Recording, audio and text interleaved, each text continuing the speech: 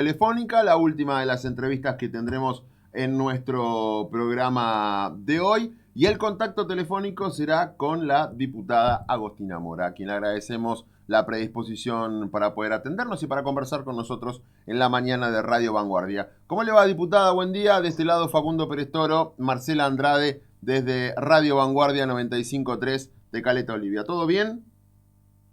Buenas tardes para ambos, buenas tardes a toda la audiencia. ¿Cómo están?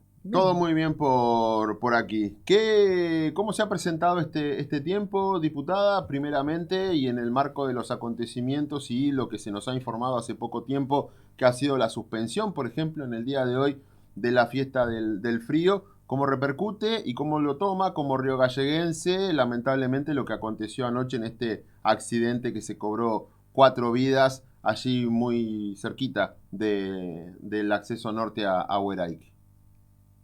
Bueno, con muchísima tristeza cuando estos hechos sacuden a la población, la verdad que bueno, lo vivimos como cualquiera, digamos, ¿no? Con muchísima tristeza, preocupación, saber que hay familias que están desgarradas, con lo cual con muchísimo respeto y por supuesto las condolencias a los seres queridos, ¿no? Siempre es trágico cuando se pierden vidas y más en escenarios así y en contextos así, ¿no? Ujú. Esto en Río Gallegos hoy, cómo se está viviendo? Y yo creo que no es solo Río Gallegos, es la provincia en general. Se Ujú. toman decisiones institucionales. No he conversado con las autoridades municipales, pero me parece pertinente. No se puede hacer como si fuese un día común y corriente. Exacto. No Claro. tenemos la realidad que tuvimos y bueno, por suerte y de alguna manera, entre comillas, por suerte, bueno, hubo un trabajo de todo el personal sanitario, la articulación entre el municipio y la provincia para, ante esta situación, esta tragedia, intentar resolver de la mejor manera, pero bueno, las vidas se han perdido y la verdad que hay que ser sumamente respetuosas y sobre todo entender que bueno, las decisiones institucionales se tienen que tomar y en eso es la suspensión de la fiesta del frío, que a mí me parece en lo personal adecuado Ujú. Bien, y respetuoso de parte de las autoridades. totalmente, totalmente. Diputada, yendo un poco a su labor, queríamos conversar, obviamente estaba programada la charla antes de los acontecimientos de la tarde-noche de ayer, pero había dos propuestas que la tienen como autora y que tienen que ver con un movimiento interesante que obviamente nos gustaría que nos pueda explicar para ir profundizando. Primeramente, el proyecto que tiene que ver con el reconocimiento de la doble antigüedad a todos aquellos trabajadores que hayan sido esenciales en el tiempo de pandemia. ¿Cómo es la letra de este proyecto? Un poco allanando la explicación para nuestros oyentes y espectadores. Bueno, en principio aclararte, Facundo, que este es un proyecto de ley de autoría de la diputada Rocío García. Siempre que se establecen proyectos a la autoría y Ujú. diputados y diputadas que acompañan y acompañamos en este caso. Bien. Con lo cual quiero decirte que, nada, ser respetuosa, este Ujú. proyecto está encabezado por la diputada Rocío García. Lo que plantea es entender que nosotros hablamos de trabajadores esenciales que han formado parte fundamental en la labor del combate y la prevención de la pandemia. Y bueno, que ese, digamos, ese trabajo esencial se vea materializado en un reconocimiento, en un régimen especial que está, digamos, que detalla a otros sectores y que en este caso lo que se está planteando es la ampliación al personal que se haya desempeñado como esencial en el marco de la pandemia del Ujú. COVID-19. Y me parece que lo que es interesante ahí, que establece como autoridad de aplicación al Ministerio de Salud y Ambiente, ¿no?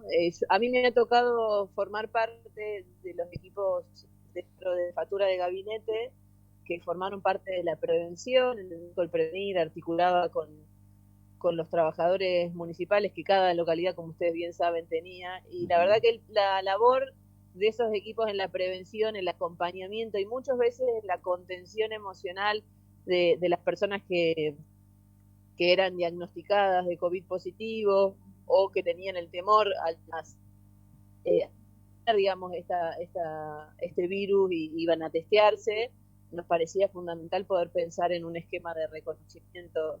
Es clave la área, quiero decirles, de estos años en la contención de la pandemia en nuestra provincia. por una decisión política en ese momento de la gobernadora, actual senadora Alicia Kirchner, funcionó en un esquema de prevención con una modalidad que ni siquiera la nación tenía establecida, que después la nación reconoce como necesaria, pero que formaba parte de un esquema de prevención y de testeo a las personas que no tenían síntomas, y eso nos permitió ver en el transcurrir de la pandemia, porque a veces se analizan las decisiones cuando estábamos descubriendo un universo nuevo, ¿no?, de situaciones, de síntomas. Bueno, lo que se trabajó ahí fue el esquema de conciencia de la prevención y el testeo de los asintomáticos, que nos permitía detectar en muchos casos en organismos y demás personas que circulaban padeciendo el virus sin tener un síntoma ninguno, y eso nos permitía, para sintetizar y no explayarme, evitar que el virus se siga propagando, ¿no? Entonces, cuando hacemos hincapié en cuál fue el combate, la prevención y la lucha contra la pandemia, que fue un flagelo internacional, bueno, ahí estaban personas que arriesgaban sus vidas, que ponían sus cuerpos a disposición para un salvataje colectivo. Y bueno, me parece que es justo poder pensar que exista algún esquema de reconocimiento, no solamente simbólico y emocional, que lo hemos hecho y hemos agradecido, sino también económico, ¿no? Y entender que la pandemia, a todos y a todas en general, pero a ese universo en especial y en particular, les representó un antes y un después en sus vidas, ¿no? A mí me tocó, como decía, conducir equipos que trabajaban en los testeos, y la verdad que el daño emocional de tener que llamar y comunicarse con personas para decirles que era COVID positivo y convivir con eso, sabiendo que muchos y muchas quedaban en el camino, fue y sigue siendo muy duro, y seguimos teniendo y conviviendo con esa situación, ¿no?, que fue de un daño muy grande en la sociedad. Entonces, bueno, eso lo que busca en definitiva es reconocer, para sintetizar, perdón que me explaye, porque está perfecto. No, está bien. revivo con ustedes todo lo que vivimos en ese momento. Sí. Mucho personal bueno, de salud pensar quedó que en el esas camino personas también, ¿eh? ¿Cómo? Mucho personal de salud quedó en el camino también. Por supuesto, por eso te digo que combatieron con el cuerpo, con su salud mental, la necesidad de sostener también las vidas del común de los vecinos y vecinas de nuestra provincia. Entonces, Sí, pero aparte la mayoría dejando fuera su horario laboral, trabajando con sobrecargas y demás. La verdad que digno de destacar el trabajo que se hizo en el área de salud. Y poniendo en riesgo sus vidas. Yo recuerdo cada vez que estábamos en un confinamiento y éramos de alguna manera trabajadores que el confinamiento no nos era permitido porque teníamos responsabilidades institucionales. Bueno, salir con los cuidados y llegar a tu casa y tener que prácticamente desnudarte en la puerta para cuidar y resguardar a tu familia, ¿no? Entonces, todos esos cuidados y esas cuestiones, esos protocolos, que a veces tienden a pasar el tiempo y ser olvidados, bueno, creemos que de alguna manera tienen que ser reconocidos como... Y con la necesidad de que exista una autoridad de aplicación que pueda determinar el universo, pero que podamos hacer el gesto económico y político de que efectivamente todo ese esfuerzo ha tenido o tiene y tendrá un resultado de alguna manera en reconocimiento. ¿Por qué esfuerzo económico? ¿Qué demandaría este reconocimiento en lo económico? Y por el régimen especial previsional, ¿no? Estás reconociendo en 2 por 1 los aportes previsionales para aquellos trabajadores en el marco de la pandemia, ¿no? Durante esos años que se ha dedicado el esfuerzo en cuidar y salvar vidas, bueno, que ese tiempo, que será competencia de la autoridad de aplicación en establecer, bueno, compute doble, digamos, es eso básicamente lo que busca. Pero sí vuelvo a aclararte, Facundo, que es un proyecto de autoría de una compañera nuestra de bloque, pero que emocionalmente acompañamos porque lo hemos vivido y nos parece que merece al menos ser debatido y discutido, ¿no? En relación con otra de las propuestas, también esta sí, espero no equivocarme, la tiene como autora y tiene que ver con esto de la distinción a empresas que implementen políticas con perspectiva de género. Un poco la pregunta similar, para que nos cuente el detalle, cómo surge la iniciativa y en sí qué representa, teniendo en cuenta que es un tema de discusión que se viene dando también en el ámbito legislativo. Bueno, en principio lo que viene es a reivindicar las políticas de género, hoy tan golpeadas, tan desfinanciadas, con carteras que eran específicas para trabajar estos temas y para de alguna manera llevar estas discusiones a todos los organismos, y hoy ha sido desfinanciado y eliminado, ¿no? Entonces, en función de este marco y este escenario que conocemos, que no desconocemos, no es que vivimos en un mundo paralelo, nos parece importante de alguna manera no perder de vista la importancia de las temáticas de género, y en este caso es a través de un reconocimiento, un distintivo en realidad, que es el sello Igualdad Santa Cruz, que es una política pública que el Ministerio de las Mujeres, Géneros y Diversidad de la Nación promovía en articulación con el sector público y privado, para poder reconocer aquellas empresas, aquellos organismos, aquellos entes autárquicos que tienen de alguna manera la sensibilidad para poder eliminar las brechas de género. Cuando nosotros hablamos de brechas de género, estamos hablando de desigualdades que son estructurales, que son culturales, entre las mujeres y diversidades y los varones, ¿no? Entonces, lo que busca de alguna manera es poner ese tema sobre la mesa, entendiendo que hay herramientas concretas que se pueden llevar a la discusión si es que queremos tener un compromiso efectivo con tener organizaciones que busquen la erradicación de la violencia y que promuevan oportunidades. ¿Y cómo sería la distinción, Agostina? Bueno, la idea de poder primero distinguir es garantizar herramientas para que se labure hacia el interior de esas organizaciones, de esas empresas, de esos entes autárquicos, con distintas herramientas concretas, que es lo que te permite a vos pensar cómo estás llevando adelante ese tema en tus equipos, en tus áreas, y acciones concretas, como por ejemplo promover los cupos laborales para las personas del colectivo trans, tener protocolos de violencia en guías para la elaboración de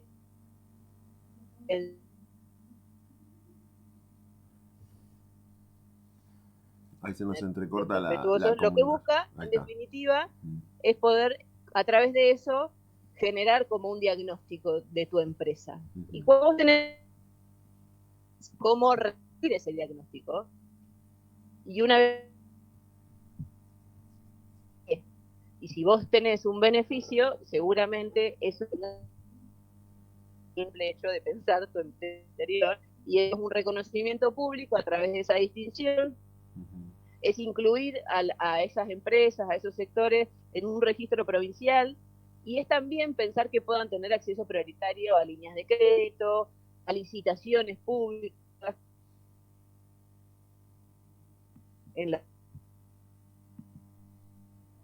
Se nos está dificultando la comunicación telefónica, sí, y poder entender lo que nos estás contando, Agostina. Está terrible. Ahí se cortó. Sí, ahí se cortó. Bueno, ahí la producción se comunicará. Nos disculparemos con ella por este último tramo, pero allí pasaba el diálogo con la diputada Agostina Mora, hablando sobre dos presentaciones que hará el bloque de Unión por la Patria en la legislatura. No sé si, por lo menos para despedirla como corresponde, si la tenemos a la diputada Mora en línea todavía. Diputada, ¿me escucha?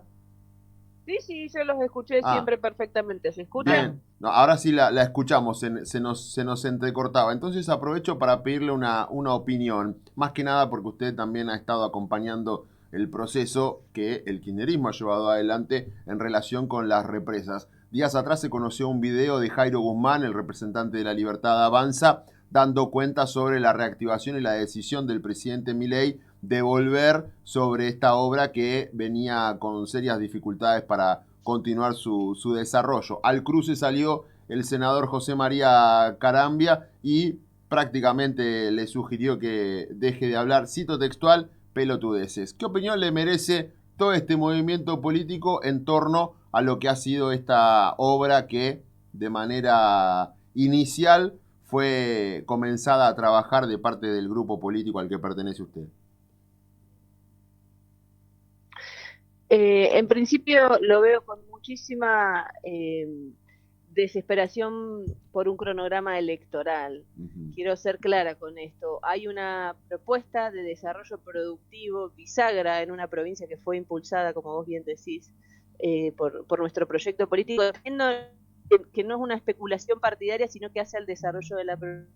Muy cuestionada esa obra, y hoy todo ese cuestionamiento parece estar olvidado y hoy están desesperados por colgarse de las cucardas de quien garantiza la reactivación.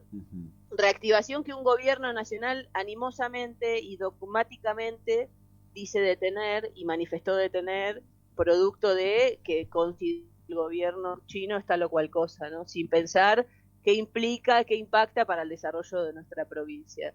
Entonces creo que hay una desesperación por un cronograma electoral y lo que hay que garantizar es que esa obra se reactive.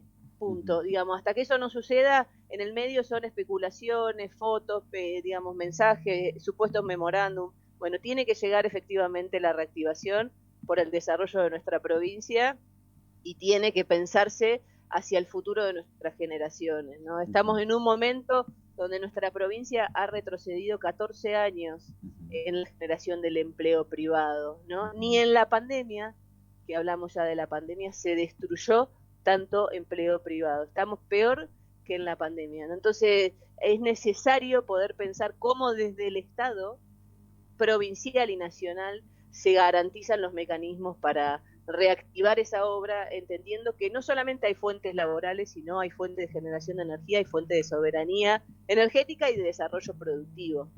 Entonces, la verdad es que las cuestiones que se diriman en la política, los dichos, entredichos, son secundarios. Hay que tener la decisión política de votar proyectos que efectivamente garanticen con sus manos detener los proyectos que nos han hecho retroceder como nos han hecho retroceder en este momento en la nación y en la provincia. Creo que hay una voluntad permanente de especular con comunicados de prensa. Lo concreto es que esas personas siguen sin su fuente de dinero y la represa todavía están detenidas.